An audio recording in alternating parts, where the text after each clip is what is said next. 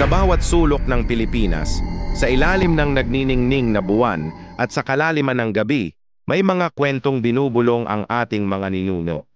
Mga kwentong bumabalot sa atin sa takot. Ngunit sa likod ng kilabot, may mga aral na nakatago. Ito ang mga alahat ng mga nilalang na naninirahan sa anino. Mga tagapagbantay ng isang mundong unti-unti na nating kinakalimutan. Ngunit paano kung isang gabi, ang mga kwentong ito ay magtagpo? Paano kung ang mga nilalang na kinatatakutan natin ay magsama-sama? Hindi para manakot, kundi para iligtas tayong lahat. Sa pinakapuso ng isang luntiang kagubatan, kung saan ang mga puno ay kasing tanda na ng panahon, nakaupo sa pinakatuktok ng isang malaking puno ng balete ang isang nilalang na matagal ng alamat, si Kapre. Ang kanyang katawan ay dambuhala, ang kanyang mga mata ay nagbabaga na parang mga baga sa dilim, at ang usok mula sa kanyang malaking tabako ay sumasayaw sa hangin, bumubuo ng mga imahe ng nakaraan. Para sa marami, siya ay isang halimaw, isang pangitain na dapat iwasan. Pero ang hindi alam ng lahat, si Kapre ang tunay na hari at tagapangalaga ng gubat. Bawat dahon na nalalagas, bawat ugat na kumakapit sa lupa, bawat huni ng ibon sa umaga, lahat ay nasa ilalim ng kanyang pagbabantay. Ngunit sa gabing ito, may kakaiba siyang naramdaman, isang panginginig mula sa kailaliman ng lupa, isang enerhiyang madilim at mapanira, isang puwersang hindi pa niya kailanman naramdaman sa libu-libong taon niyang pagbabantay. Itinayo niya ang kanyang sarili at ang kanyang mga mata ay sinuri ang bawat anino sa paligid. May paparating. Habang pinapakiramdaman ni Kapre ang papalapit na panganib, isang tunog ang pumunit sa katahimikan ng gabi. Isang iyak. Hindi iyak ng hayop, kundi iyak ng isang sanggol. Mahina sa simula, ngunit papalakas ng papalakas, tila ba humihingi ng saklolo. Gamit ang kanyang dambuhalang mga kamay at paa, maingat siyang bumaba mula sa puno ng balete. Sinundan niya ang pinagmumulan ng iyak hanggang sa marating niya ang paanan ng puno. Doon, sa gitna ng mga nakausling ugat, nakita niya ito. Isang maliit na nilalang, may anyong sanggol, ngunit may matatalim na ngipin at mapupulang mata. Isang tiyanak. Umiiyak ito hindi dahil sa galit, kundi dahil sa lungkot. Ito ang kaluluwa ng isang batang hindi nabinyagan. Isang espiritu na nawawala sa pagitan ng mundo ng mga buhay at mga patay. Nakaramdam ng awa ang Kapre. Sa kabila ng kanyang nakakatakot na anyo, ang puso niya ay para sa lahat ng nilalang ng kagubatan. Dahan-dahan niyang inabot ang kanyang kamay, hindi para saktan, kundi para aluin ang nawawalang kaluluwa. Ngunit bago pa man niya mahawakan ang tiyanak, isang anino ang mabilis na dumaan mula sa itaas.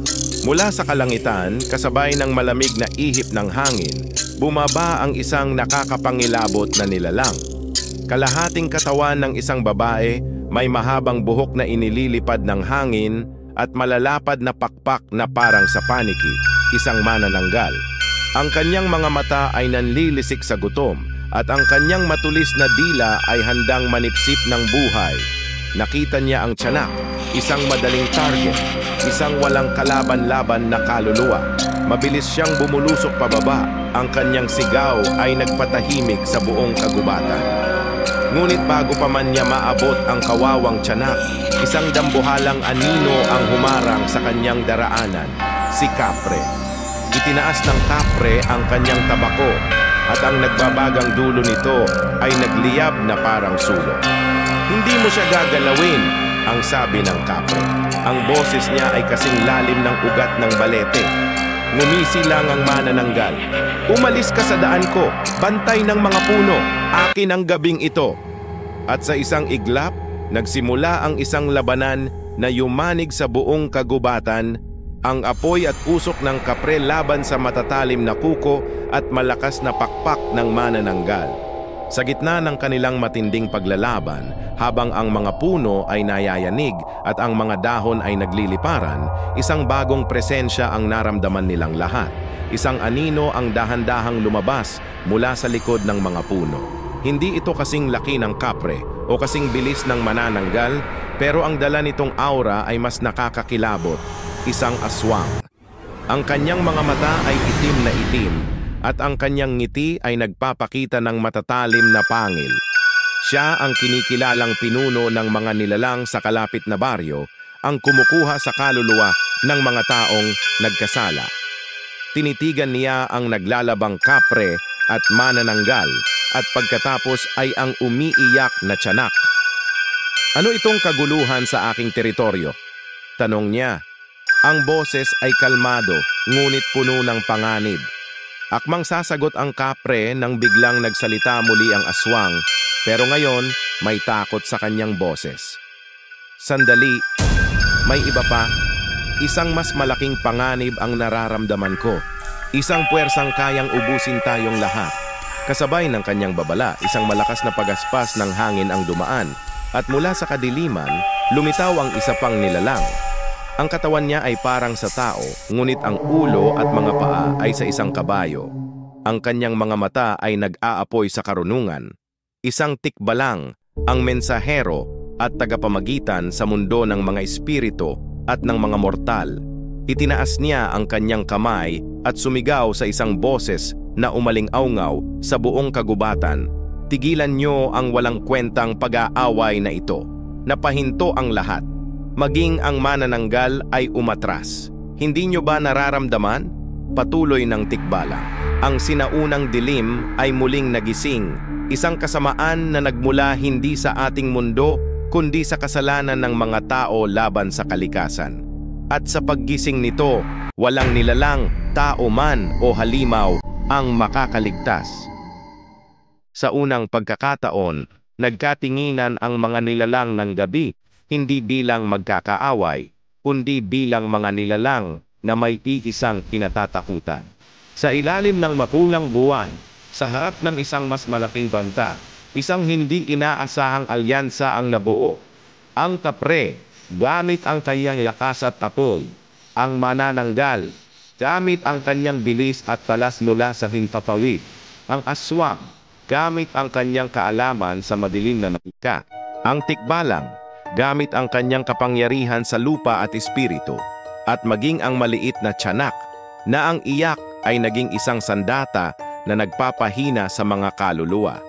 Sama-sama nilang hinarap ang tunay na halimaw ng gabing iyon.